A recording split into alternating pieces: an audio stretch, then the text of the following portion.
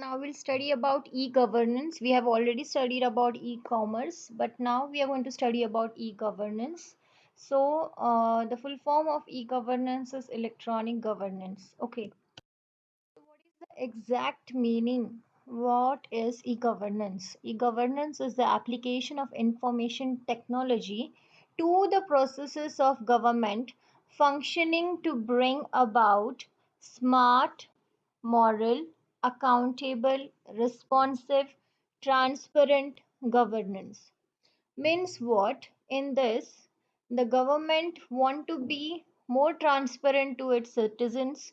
They want to be more responsive towards the citizens, and they want to work smartly with the use of IT, that is information technology, to develop or to make more compatibility between his or citizens and government.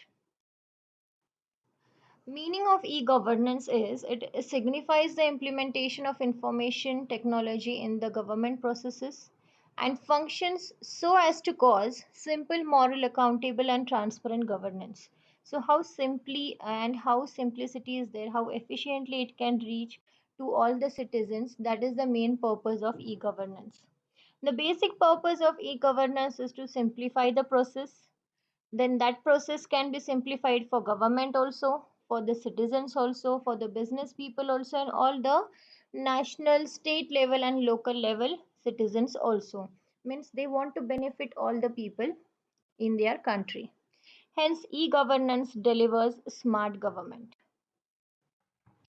Now we'll come across the advantages of e-governance. So the advantages is reduced corruption, high transparency, increased convenience, direct participation of constituents, reduction in overall cost and expanded reach of government. So whenever there is an online work or filling the form is done online, there is no corruption. Whenever you visit to any government offices, you see that they delay your work purposely. You have to give them some amount of money, then your work is done within a short period of time. So such type of corruption is reduced. Next is high transparency. Whatever is the count, whatever is the digit, you can see it directly online by visiting any of the government website. There is no hiding work, there is no addition, there is no deletion. All the things are transparent to all the citizens of that government. Increased convenience. Yes, you don't have to stand in a line, you don't have to stand in a queue to waste your time to fill a particular form. All the exam form, all the GST returns, whatever is there, applying for Aadhaar card, PAN card, everything is done online. So because of that, it is more convenient. So there is a direct participation of constituents. There are no indirect member or there is no ladder in between. Reduction in overall cost. So because of this, there is a total reduction in all the cost as the intermediary people or the process is not involved. Expanded reach of the government. So government can reach to all the people throughout its country very efficiently because of information technology. Now we'll study about the types of e-governance. The first is government to citizen, second is government to business, third is government to government, and fourth is government to employee. So they are also called as G2C, G2B, G2G, and G2E respectively. Now we'll see that what are the components of good governance. So when you want that your governance should be good, so all the thing you should focus is on the accountable. The government should be more transparent. The government should be more responsive towards its duties and its citizen. The government should be more effective. It should do the work efficiently, effectively in all the aspects. Government should follow all the rules and regulations as well as the laws. It should participate in all the activities, in all the work criterias, and consensus oriented. So these are all the components and these are all the things which plays a role in good governance.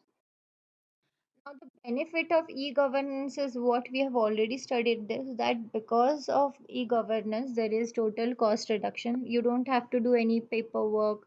There is very less paperwork. Because of that, the cost reduction is there. You don't have to go and visit to any particular place or government office. You can do it from home itself. So because of this, there is a revenue growth. And as there is no involvement of physical person or many people in this, there is less corruption because the information is available on the website. You can see everything transparently. There is no hidden work, and this has ultimately increased the convenience of the work which is being done by the citizens on the government websites. So, efficient and swift delivery of goods and services to the citizens, business, government employees, and the agencies. E government would simply simplify the procedures and streamlining of the approval process to the citizens and business. E government would facilitate cross agency coordination and collaboration to ensure appropriate and timely decision making to the government employees and agencies. So, because of this, there is improving the quality of government service delivery. So, all these things are more simplified. The business process to the citizens, to the businessmen, to the employees all over the country, it is becoming more efficient and more convenient. So thank you for watching. Do subscribe the channel.